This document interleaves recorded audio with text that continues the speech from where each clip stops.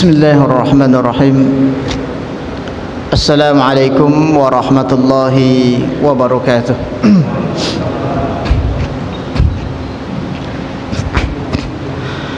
Alhamdulillah wa syukru lillahi wa salatu wassalamu ala rasulillah alladzi la nabiyya ba'da, la hawla wa la quwwata illa billah. Allahumma la ilma lana illa ma 'allamtana innaka antal alimul hakim. Allahumma shrah lana sudarana wa yassir lana umurana wahlul 'uqdatan min alsinatina yafqahu lana. Allahumma a'inna ala zikrika wa syukrika wa husni ibadatik, amma ba'd. Ma'asyiral muslimin, para alim ulama dan juga tokoh masyarakat, cerdik pandai hadirinul hadarat jamaah salat fardu maghrib, insyaallah dimuliakan oleh Allah Subhanahu wa taala. Alhamdulillah, tidak bosan-bosannya kita mengucapkan puji dan syukur kehadirat Allah Subhanahu wa taala, yang mana hingga malam hari yang berbahagia ini kita masih diberikan kekuatan dan kesehatan sehingga masih bisa melaksanakan sebuah kewajiban kita, yaitu salat fardu maghrib secara berjamaah. Mudah-mudahan apa yang telah kita lakukan dan yang akan kita lakukan ke depan sehingga menjadi sebuah amal ibadah di sisi Allah Subhanahu wa taala. Amin ya rabbal alamin. Kemudian salawat beriringkan salam senantiasa kita hadiahkan ke junjungan kita, uswatun hasanah kita ataupun contoh di dalam aspek kehidupan kita, yaitu Rasulullah sallallahu alaihi wasallam yang berlafazkan Allahumma salli ala sayyidina Muhammad wa ala ali Muhammad. Assalamu alayka ya Rasulullah. Pernah diceritakan di dalam sebuah riwayat yang mana ini bersumber daripada Rasulullah sallallahu alaihi wasallam, sekelompok di kalangan daripada umat Rasulullah sallallahu alaihi wasallam, yaitu kita khususnya, selalu berharap daripada yang namanya syafaat itu. Yang mana syafaat itu adalah bentuk daripada pertolongan Rasulullah sallallahu alaihi wasallam kepada umatnya. Dan ini adalah sesuatu yang sangat kita harapkan nanti fi yaumin la yanfa'u malun wala banun illa man atallaha biqalbin salim, kata Allah, yang mana kalian suatu saat nanti akan dipertemukan oleh Allah di sebuah tempat, yang mana tempat itu dinamakan dengan padang mahsyar. Di sinilah kita membutuhkan pertolongan daripada baginda Rasulullah sallallahu alaihi wasallam. Tip, silakan dikondisikan dulu tehnya dan juga kopinya ya, biar lebih nikmat. Nah, suasananya sejuk seperti ini luar biasa. Baik, ma'asyiral muslimin jamaah salat fardu maghrib yang dimuliakan Allah Subhanahu wa taala, yang mana umat daripada Rasulullah ini ada sebahagian kecil di kalangan mereka, kata Nabi, yang mana mereka sudah dihadapkan daripada sebuah sungai yang alirannya datang dari surga. Sungai apa itu? Dinamakan dengan sungai ataupun Telaga Al-Kautsar. Telaga Al-Kautsar ini nikmatnya luar biasa, digambarkan oleh Nabi, launuhu abyadum minal laban, warnanya lebih putih daripada susu, wa ahla minal asal, dan jauh lebih manis dibandingkan madu. Dan juga batu-batu di dasar daripada Telaga Al-Kautsar ini lebih mengkilau daripada permata. Ini kalau sungai ini sampai ke Tanjung Pinang ini Pak, habis batunya tuh, karena mahalnya luar biasa, jauh lebih mahal dan juga lebih berkilau, kata Rasulullah.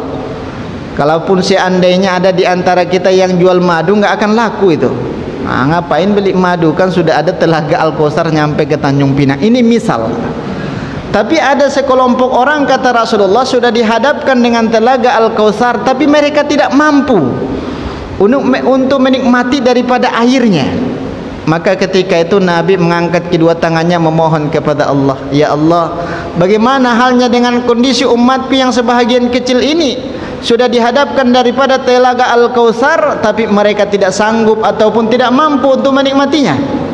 Maka apa kata Allah Subhanahu wa taala? Wahai hambaku Rasulullah sallallahu alaihi wasallam yang paling mulia dan juga kekasihku, kata Allah, yang mana mereka dulu ketika hidup di dunia banyak sekali sunnah-sunnah yang telah engkau tuntunkan, tapi mereka tidak melakukannya.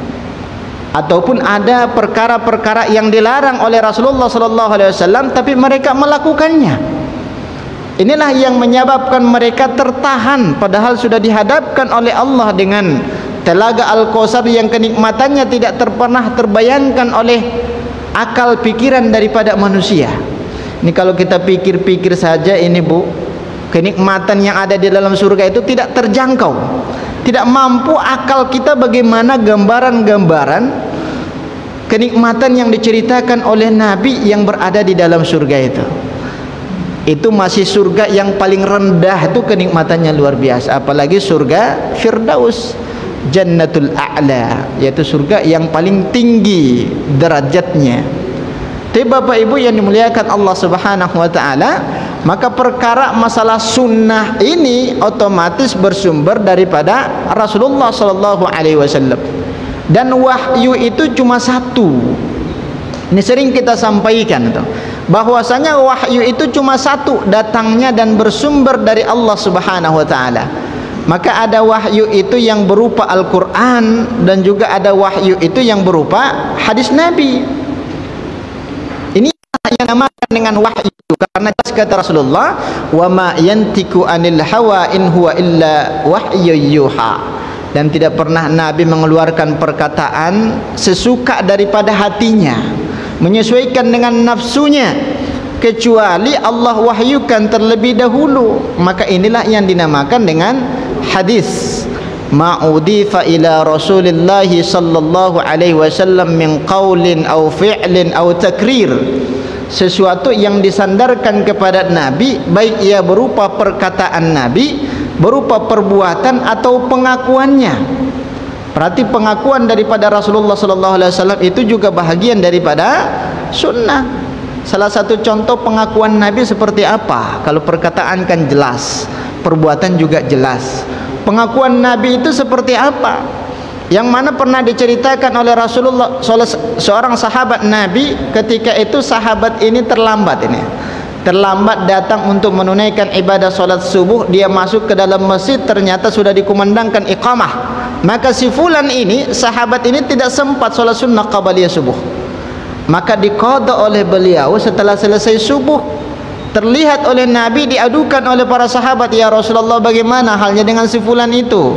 Sudah selesai solat subuh baru dia solat. Maka apa kata Rasulullah? Tanyakan kepada dia, solat apa yang ia lakukan? Maka sahabat bertanya, wahai fulan, engkau solat apa? Padahal tidak pernah dicontohkan oleh Nabi ada solat sunnah ba'diyah subuh, tidak ada.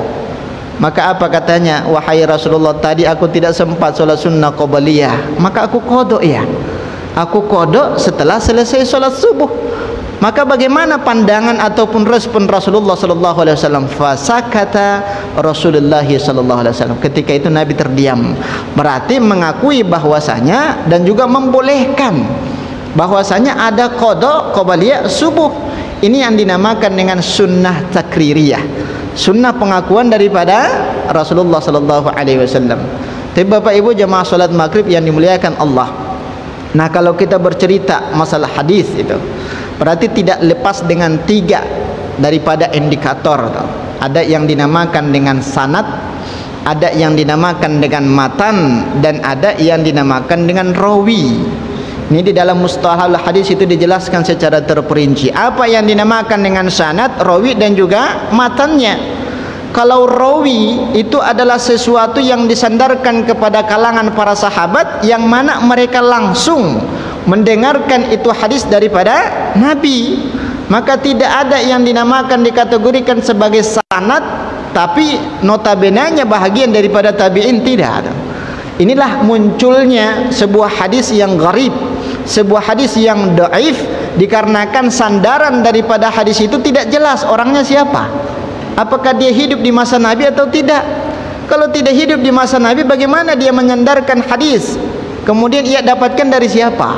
Berarti kemungkinan besar kalau kondisi hadis seperti itu dhaif dia. Nah, karena tidak langsung bersumber daripada Rasulullah sallallahu alaihi wasallam. Maka kalau sebuah hadis itu diceritakan oleh sahabat Nabi seperti halnya Abdullah ibn Abbas, kemudian Zaid bin Sabit, Abu Hurairah dan juga sahabat yang lain, kemungkinan besar derajat hadis itu adalah sahih. Maka inilah yang dinamakan dengan sanad. Nah, perkara masalah matan inilah yang penting untuk menyimpulkan sebuah hukum tuh. Maka ada yang dinamakan dengan hadisul ahkam, hadis yang mengandung tentang hukum. Nah, hukum ini ada yang notabenanya larangan, ada yang notabenanya perintah. Kalau larangan itu juga terbagi dua, masuk ke dalam kategori makruh atau haram dia. Kalau ada ketegasan di situ di dalam pelarangan itu, maka lebih cenderung hukumnya haram. Tidak boleh kita lakukan di dalam kehidupan kita. Begitu juga dengan perintah. Nah, perintah itu ada yang notabenanya sunnah dan juga ada sesuatu yang diwajibkan itu. Tapi Bapak Ibu yang dimuliakan Allah Subhanahu wa taala, maka di dalam memahami matan itu, Pak, ada yang dinamakan dengan illah. Illah itu kan tujuan, alasan dan kesimpulan. Landasan apa kenapa Nabi mengatakan seperti itu? Berarti ada yang dinamakan dengan illah. Ada yang dinamakan dengan illah. Ini salah satu contoh, ini sering kita kutip ya. Yang berdasarkan sebuah hadis Rasulullah sallallahu alaihi wasallam yang mana seorang sahabat ini selalu diperintahkan oleh Nabi untuk mengulang-ulang daripada wuduknya. Wahai fulan, ulangi wudukmu. Kemudian sahabat ini berwuduk, mencuci kedua kakinya. Maka apa kata Rasulullah? Ulangi lagi wudukmu sampai 3 kali. Diperintahkan oleh Rasulullah untuk mengulang kembali wuduknya. Maka yang ketiga kalinya sahabat ini agak sedikit jenuh dia. Ya Rasulullah, saya sudah 3 kali mengulang wudhu ini. Apa yang menyebabkan wudhuku diperbaharui ataupun diulang kembali? Maka apa kata Rasulullah? Indaka, engkau taruka mawdi'uz zufri tahta qadamaik. Engkau meninggalkan daripada seujung kuku, posisinya berada di bawah mata kakimu. Berarti tidak terbasuh dia. Berarti illah di dalam pembahasan ini adalah yang berkaitan dengan anggota wudhu yang tidak terbasuh. Bukan halnya perkara-perkara yang lain, Pak. Ada mungkin di antara guru kita yang menjadikan sebuah illah di dalam masalah ini terkait dengan baju ataupun celana yang kita pakai. Maka dapat sebuah kesimpulan oleh guru kita ataupun rujukan kita yang lain, kesimpulan mereka bahwasanya ketika ada orang yang terulur kaki celananya ataupun jubahnya, sama ada ia terbasuh mata kakinya ataupun tidak, wudunya tidak sah. Ini kan ada sedikit kekeliruan di dalam memahami illah, padahal kan judul besar daripada hadis itu tentang wudu, bukan tentang kaki celana. Begitu juga bukan tentang jubah yang terulur daripada bajunya. Ini yang jadi masalah sekarang kan. Maka untuk memahami sebuah hadis itu ada yang dinamakan dengan illah. Tapi Bapak Ibu yang dimuliakan Allah Subhanahu wa taala, maka di sini kita membacakan sebuah hadis Rasulullah sallallahu alaihi wasallam yang bertujuan kepada sesuatu yang dilarang. Nah, inilah yang dinamakan dengan hadis yang mengandung sebuah hukum.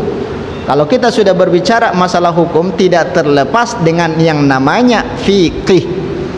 Kalau sudah fikih itu kan otomatis ya bercerita tentang halal haram, kemudian sunnah, makruh, wajib dan juga sesuatu yang dilarang.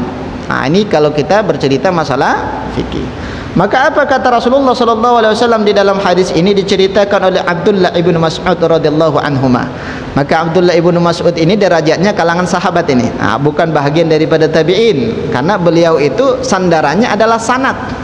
Diceritakan oleh siapa? Diceritakan oleh Bukhari dan Muslim. Karena Bukhari dan Muslim itu periwayatan daripada hadis yang derajatnya lebih tinggi dibandingkan ulama-ulama daripada hadis yang lain, muhaddisin. Nah, Imam Al-Bukhari ini posisinya di bahagian daripada 3 periode. Tabi'in. Bukan tabi'in. Kalau tabi'in itu posisinya adalah Imam Abu Hanifah.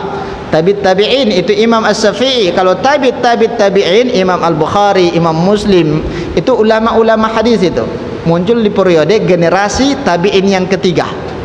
Maka tidak akan mungkin generasi yang ketiga bertemu dengan generasi yang pertama di bahagian daripada tabi'in. Maka apa kata Abdullah ibnu Mas'ud radhiyallahu anhuma, ini berkutip sebuah perkataan Rasulullah sallallahu alaihi wasallam. Qala Rasulullah sallallahu alaihi wasallam, inna asyaddan nasi 'adzaban 'indallahi yaumal qiyamah al-musawwarun. Berarti ada potensi hukum di dalam hadis ini. Sesungguhnya kata Rasulullah, ada sekelompok orang yang diberikan siksaan, azab. Kalau siksaan itu mungkin lebih ringan sedikit dibandingkan azab. Kalau sudah azab itu jauh lebih dahsyat siksaan diberikan kepada mereka. Ada sekelompok orang yang mana mereka sudah dinobatkan oleh Rasulullah sallallahu alaihi wasallam yang akan diazab nantinya. Bukan azab yang biasa, tapi asyaddu azaban. Ya, sedahsyat ataupun sesadis-sadis siksaan diberikan kepada mereka. Siapa mereka? Al-musawwirun. Ma makna al-musawwirun? Al-musawwirun itu seseorang yang pekerjaannya tukang buat patung ataupun berhala-berhala lain yang dinamakan dengan patung dan berhala, menggambarkan sesuatu yang bernyawa tapi terasa bentuknya, Pak. Ini sebuah kekhawatiran dan juga harus kita perhatikan ini, Pak. Terkhusus mungkin notabene kita sehari-hari berdagang. Kalau dagang di pasar Binjai nggak ada masalah. Kalau berdagang dalam artian dagang pakaian, ini yang bisa jadi muncul masalah di sini. Karena ketika ada seorang ibu dia berdagang pakaian, otomatis pakaian itu kan harus dipajang. Di mana dipajangnya? Di sebuah patung yang mungkin sempurna dia sampai kakinya. Maka pernah malaikat Jibril menyampaikan kepada Rasulullah sallallahu alaihi wasallam, diceritakan di dalam hadis sahihnya. Nah, kalau nabi bisa dia berbicara ataupun berkomunikasi dengan malaikat. Berbeda halnya dengan kita, Pak. Jangan sampai kita menggombar-gombarkan cerita kepada orang lain. Saya sering ketemu dengan malaikat Jibril, kata dia. Ya, itu bukan malaikat Jibril itu malaikat Israil. Itu malaikat maut kalau memang ada di antara kita yang sering bercerita. Berarti kurang lebih beberapa hari ataupun bulan lagi itu survei. Malaikat itu survei.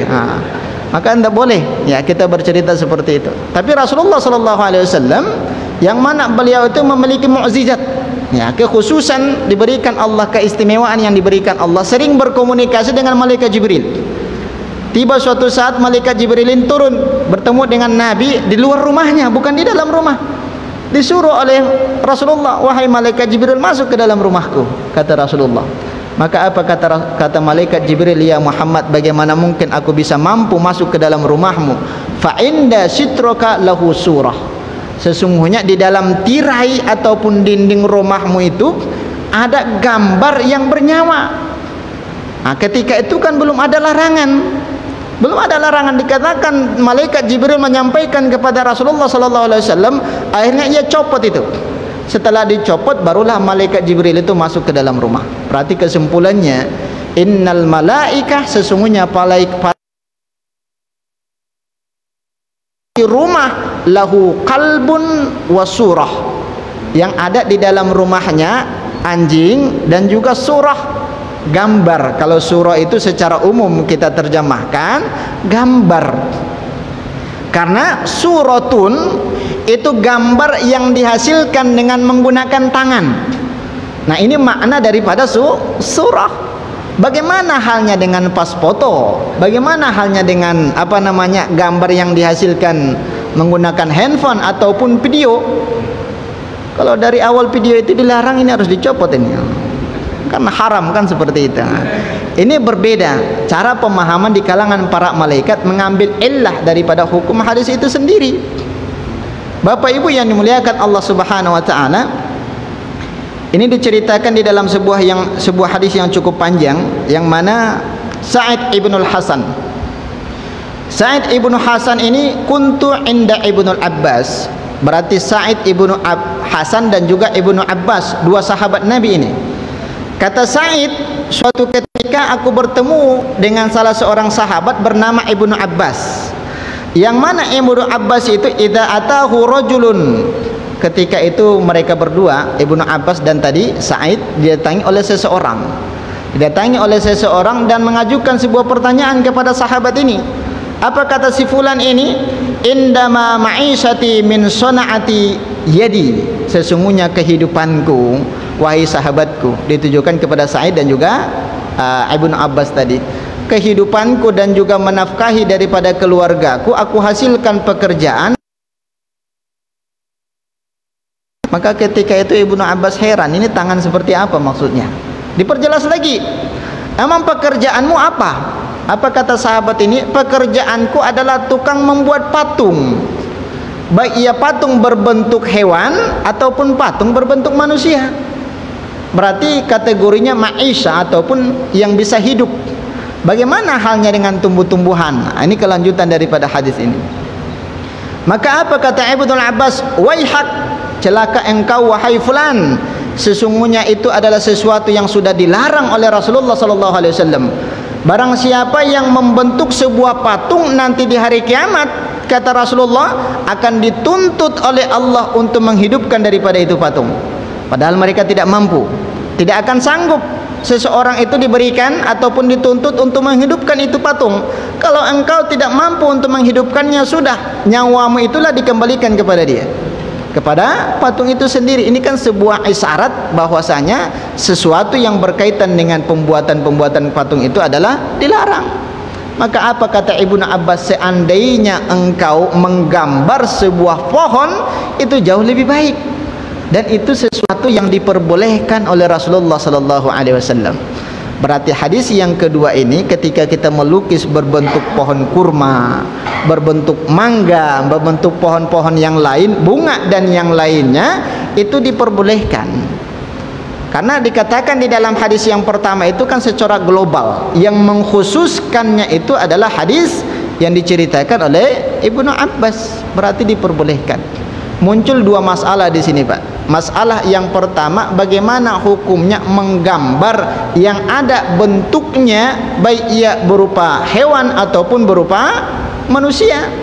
Ittifaq di kalangan para ulama-ulama muhaddisin, ulama-ulama fuqaha mengharamkannya. Berarti tidak ada yang tidak mengharamkan itu. Yang dimaksud taswir ataupun surah itu kan gambar yang berbentuk, ada tangannya, ada kepalanya, utuh dia sampai kakinya. Maka apa kata malaikat Jibril ketika bertanya kepada Rasulullah SAW? Seandainya gambar itu terpotong kepalanya, maka itu sesuatu yang diperbolehkan, katanya. Berarti tidak sempurna dia. Nah, kalau kita punya jualan, dipajang dia, cari gambaran ataupun patung yang tidak ada kakinya, cuma terpotong dia separuh di situ, pajang. Ini terkecuali karena perantaraan ataupun yang disampaikan oleh malaikat Jibril tadi. Tapi kalau sempurna dia, kepalanya ada sampai kakinya.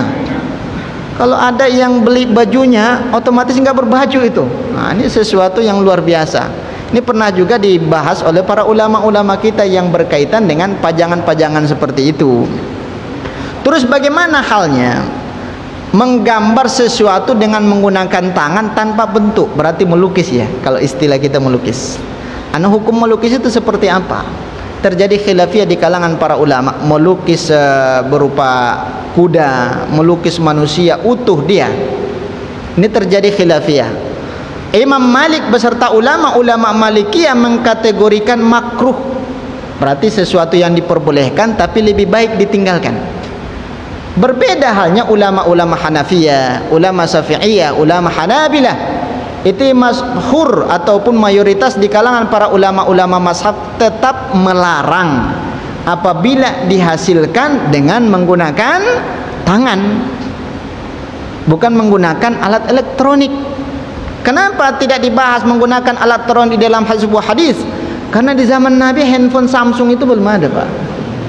Belum ada handphone Vivo atau yang lain, tidak ada.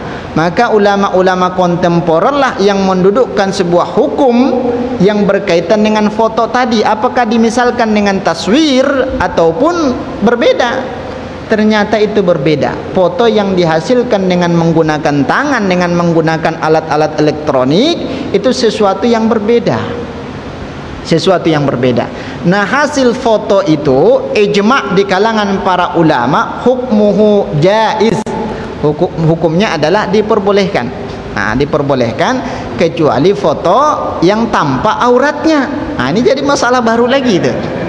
Ya, dia berfoto tapi lubang daripada pusatnya laki-laki dia nampak. Nah, ini bahagian daripada aurat secara kesepakatan ataupun kebanyakan di kalangan para ulama itu. Sudah nampak auratnya dipajang pula di media sosial. Ini jadi masalah, Pak. Ya, berapa banyak orang yang bisa melihat itu foto. Satu orang melihat foto yang terbuka auratnya dosanya 1. 1 juta orang yang melihat foto yang auratnya terbuka dosanya 1 juta. 1 miliar orang yang bisa melihat itu foto berarti dosanya dikalikan dengan jumlah orang yang melihat itu foto. Bisa jadi 1 orang melihatnya tapi berulang-ulang dia. Nah, berulang-ulang ada ketertarikan. Ini kan bisikan daripada syaitan itu sendiri. Berarti kesimpulannya kalau berupa foto, apakah dia foto pernikahan, foto keluarga, apakah boleh dipajang di rumah? Boleh itu. Nah, karena kebanyakan di kalangan para ulama tadi menyimpulkan sebuah hukum, hasil foto itu diperbolehkan. Tapi jangan pula kita pajang foto yang membuka aurat kemudian digantung di ruang tamu. Kalau digantung ruang tamu kan setiap orang ada datang tamu lihat ke foto itu, dosa lagi itu. Nah, kalau membuka aurat ya cukup letakkan dia posisinya di kamar atau yang lain. Cukuplah ibu dan bapak yang melihat itu. Ini masa-masa kita dulu 20 tahun yang lalu kan gitu. Nah, sekarang sudah mulai renggang ataupun sudah mulai berangsur-angsur keriput dan yang lain. Itu kan kenang-kenangan namanya. Kenang-kenangan antara suami dan istri seperti itu. Tapi Bapak Ibu yang dimuliakan Allah Subhanahu wa taala, muncul masalah yang ketiga ataupun yang terakhir. Bagaimana halnya dengan boneka? Nah, seperti itu. Berbentuk boneka, apakah sesuatu yang seperti ini juga dilarang? Pernah diceritakan oleh Aisyah radhiyallahu anha, kalau Aisyah yang meriwayatkan sebuah hadis otomatis berkaitan dengan keluarga. Berkaitan dengan keluarga. Allah yang lebih banyak hadis itu yang mencerita adalah Aisyah radhiyallahu anha. Apa kata Aisyah? Suatu saat Rasulullah sallallahu alaihi wasallam pulang dari perang Khaybar. Setelah pulang dari perang Khaybar, beliau memasuki daripada rumahnya. Tak lama kemudian angin berhembus. Setelah berhembus itu angin, tersingkaplah tirai daripada pintu kamar Aisyah radhiyallahu anha, yang mana ketika itu beliau itu masih kecil. Tersingkap oleh angin. Kalau diterjemahkan ke dalam bahasa kita kan sitrah itu kan tirai. Mungkin berbeda bentuknya dengan tirainya orang Arab. Terbuka, dia tersingkap sehingga Nabi melihat Aisyah radhiyallahu anha memegang seekor kuda, farsan lahu janahan. Berarti kuda yang punya 2 sayap. Sayap kiri dan juga sayap kanan terlihat oleh Nabi. Apa yang dimainkan oleh Aisyah ini? Maka Nabi menghampiri daripada istrinya, "Wahai Aisyah, engkau sedang apa?" Apa kata Aisyah? "Aku sedang main-main." Dalam artian menggunakan itu kuda yang memiliki sayap kiri dan kanan. Ditanya oleh Rasulullah, "Ya Aisyah, apakah ada kuda yang punya sayap?" Ditanya oleh Rasulullah. Maka apa kata Aisyah radhiyallahu anha? "Wahai Rasulullah, bukankah engkau tidak pernah mendengar cerita di zamannya Sulaiman alaihissalam, Nabi Sulaiman memiliki kuda lahu ajnihah, bukan hanya 2 sayap, banyak sayapnya," kata Aisyah. "Apa betul seperti itu?" kata Nabi. "Betul," kata Aisyah. Maka ketika itu fadhahika Rasulullah sallallahu alaihi wasallam. Maka Nabi ketika itu tersenyum dan tertawa sampai nampak gigi serinya. Berarti itu menyimpulkan bahwasanya boneka itu diperbolehkan khusus bagi anak-anak. Jangan pula sudah berumur 50 tahun ibu masih main boneka. Ini jadi masalah besar itu. Kenapa main boneka? Ganti daripada ayah katanya mas saya lagi. Berarti yang diperbolehkan itu untuk mainan daripada anak-anak. Seperti itu. Baik ya berbentuk hewan, kuda poni ataupun kuda-kuda yang lainnya, itu kan mainan daripada anak-anak itu. Berarti kesimpulan daripada hadis yang diceritakan oleh Aisyah tadi, ketika dia notabenanya masalah boneka itu sesuatu yang diperbolehkan di dalam Islam. Itu kesepakatan di kalangan para ulama-ulama muhaddisin ataupun ulama-ulama fikih itu sendiri.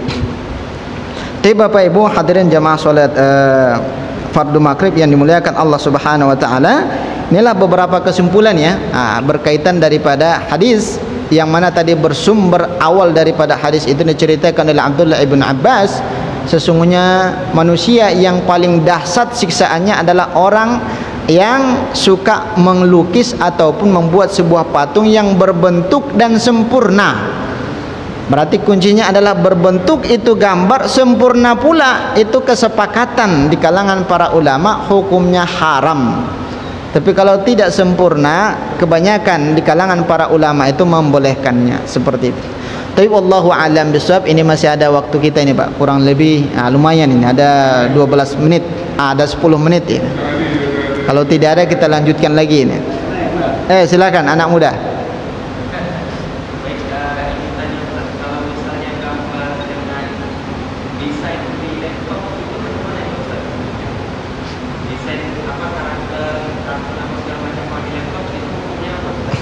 Baik, mendesain. Nah, dua masalah di sini. Yang pertama kan taswirun surah. Surah itu kan gambar yang dihasilkan dengan menggunakan tangan. Tapi kalau foto itu bukan diistilahkan dengan surah, karena itu tidak dihasilkan dengan menggunakan tangan.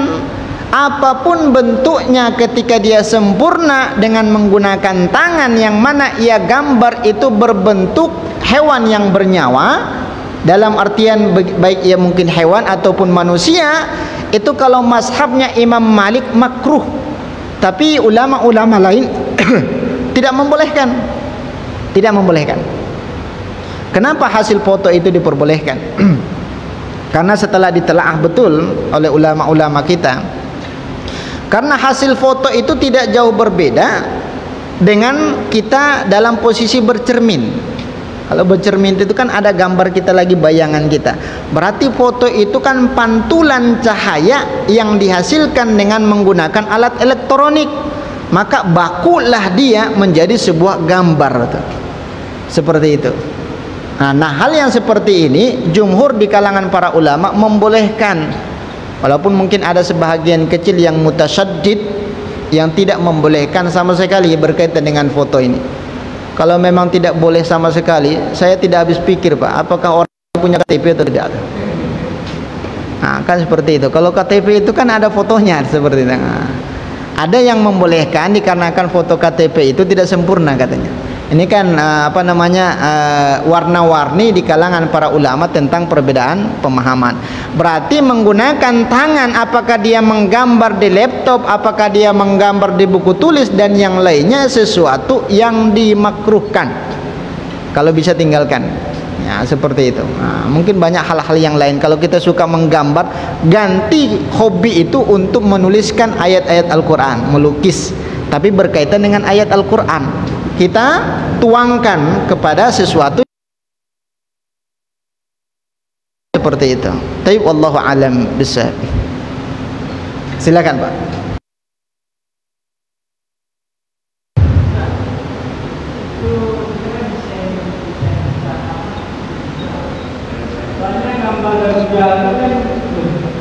Nah,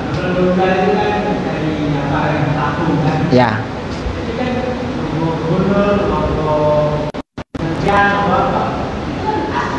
Baik.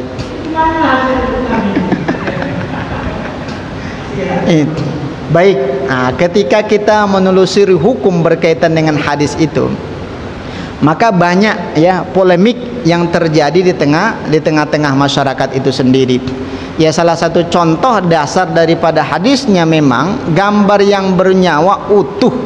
Ya, dari konteks hadis itu tidak boleh. Tapi ketika kita bercerita dengan sebuah lambang negara, ini kan sesuatu yang agak sedikit rumitnya.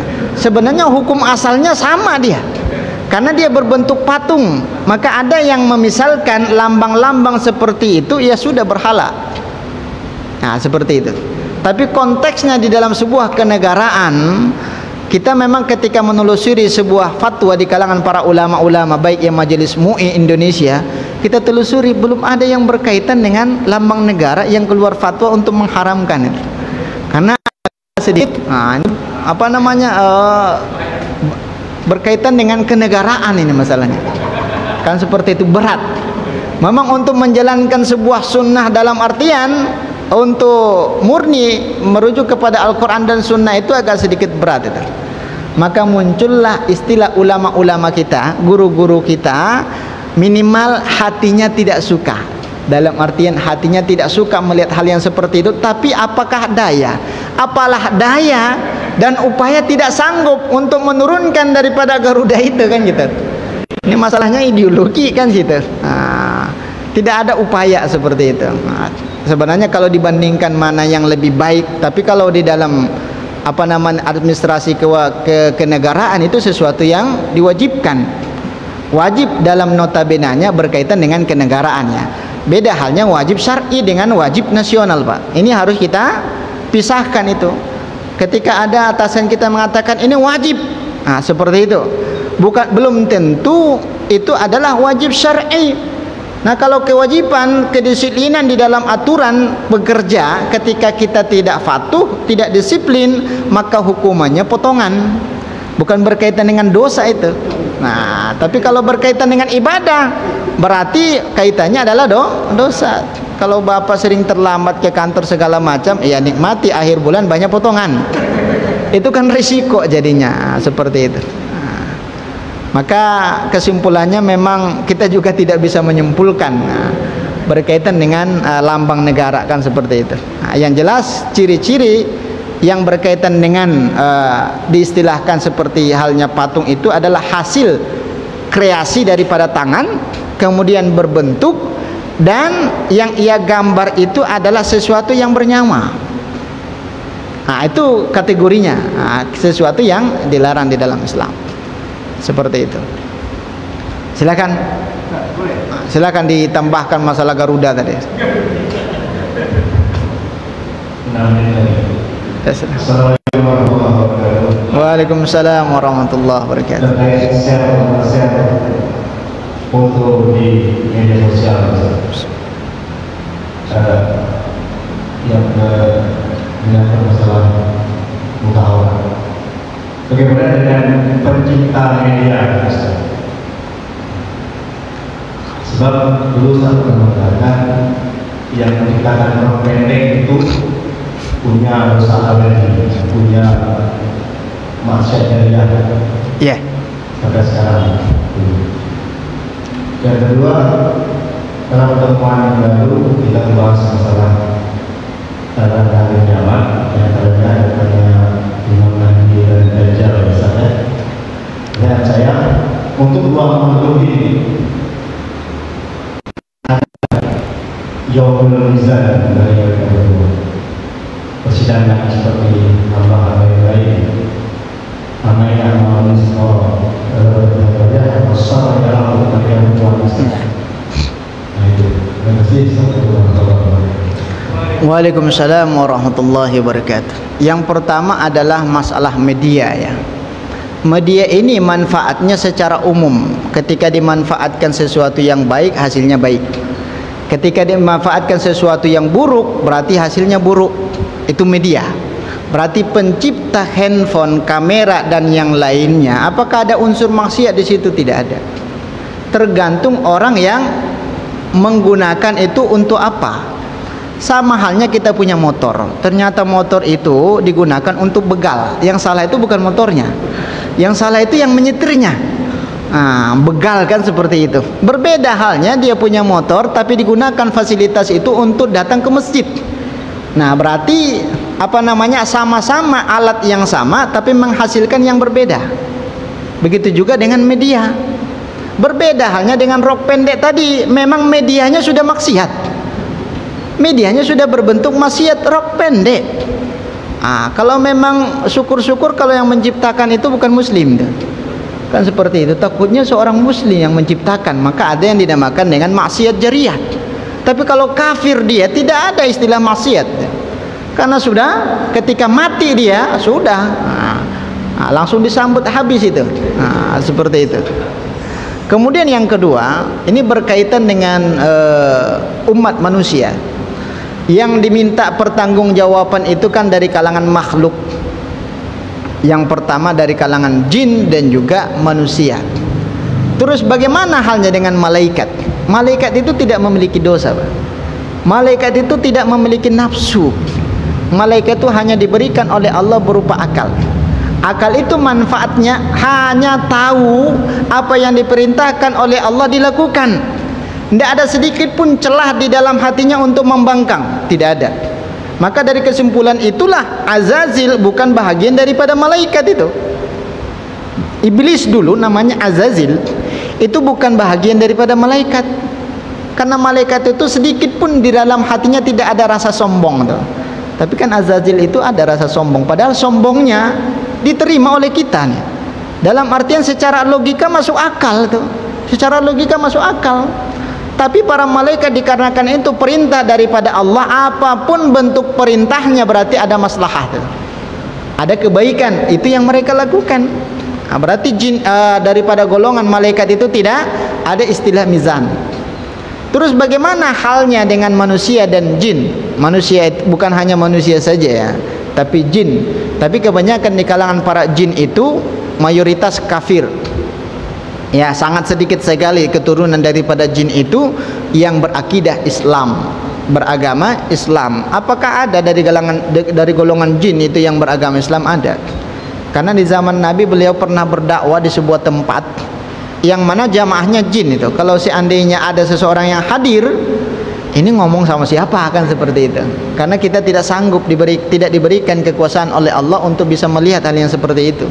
Tapi Rasulullah mampu, dia berdakwah dia. Maka dibangunlah di situ ada namanya masjid jin. Di Saudi itu ada namanya masjid jin, Pak. Itu fasilitas yang digunakan dulu oleh Nabi untuk berdakwah kepada golongan jin. Berarti ada yang muslim. Kemudian kesimpulannya ada yang namanya Yaumul Mizan, hari pertimbangan daripada amal ibadah yang kita lakukan ketika hidup di dunia. Yaumil Hisab, ahli hisab dihisab juga di situ.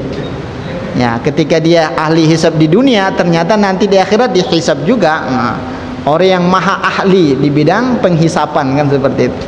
Hisab di sini maksudnya diminta pertanggungjawaban apa yang mereka lakukan. Apakah ada dari Imam Mahdi juga mengikuti itu? Mengikuti itu, tapi mereka dalam artian langsung diberikan nilai plus. Yang namanya makhluk dari kalangan jin dan manusia, mereka tetap melewati itu, tapi ada golongan yang diberikan nilai plus oleh Allah, yang mana kategori itu hanya diberikan kepada Nabi dan Rasul. Apa nobatan yang diberikan kepada mereka? Maksum. Maka kalau ada maksum itu kan orang yang terlepas dari kesalahan dan dosa. Kesalahan yang membuahkan dosa, ya. Maksum itu terlepas daripada kesalahan yang membuahkan dosa. Maksudnya apa? Apakah para nabi juga punya kesalahan? Ada, tapi kesalahan yang dilakukan oleh para nabi itu hikmahnya luar biasa. Salah satu hikmahnya luar biasa. Ini salah satu contoh. Nabi pernah berkunjung kepada salah satu istrinya namanya Maria Al-Kifti. Ali Al-Kifti asalnya dari Mesir ketika itu. Statusnya sebagai budak, tapi sudah dimerdekakan. Ada perintah dari Allah untuk dinikahi oleh Nabi. Nah, Maria Al-Kifti ini ketika Nabi berkunjung ke rumahnya selalu disediakan madu. Ya, madu asli, bukan madu palsu deh. Kalau madu palsu, perbedaan madu asli dengan palsu, kita tidak terlalu membahas masalah itu ya. Takutnya ada yang termotivasi nih Ustaz Ali dan yang lain seperti itu. Ketika Nabi berkunjung ke rumah daripada Maria Al-Kifti, disuguhkan madu. Setelah diminum oleh Nabi, maka muncul kecemburuan di hati daripada Aisyah dan juga Hafsah. Cemburu mereka. Ini manusiawi, sunnatullah itu. Rasa cemburu itu sunnatullah.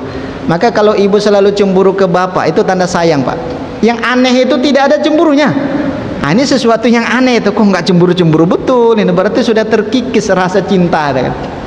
Maka Aisyah itu cemburu, berkomunikasi dengan Hafsah. Nanti kalau Nabi menghampiri kita, kita sampaikan saja, mulutnya kurang sedap. Sudah sedap, padahal tidak. Ini hanya sebatas sandiwara saja. Ketika Nabi menghampiri daripada Aisyah dan juga Hafsah, apa kata mereka? Ya Rasulullah, sesungguhnya mulut engkau kurang sedap terciumnya. Maka ketika itu Nabi terdiam dan juga merenung, apa yang saya makan sehingga napasnya kurang sedap, padahal saya cuma minum madu. direnungkan oleh Rasulullah sallallahu alaihi wasallam.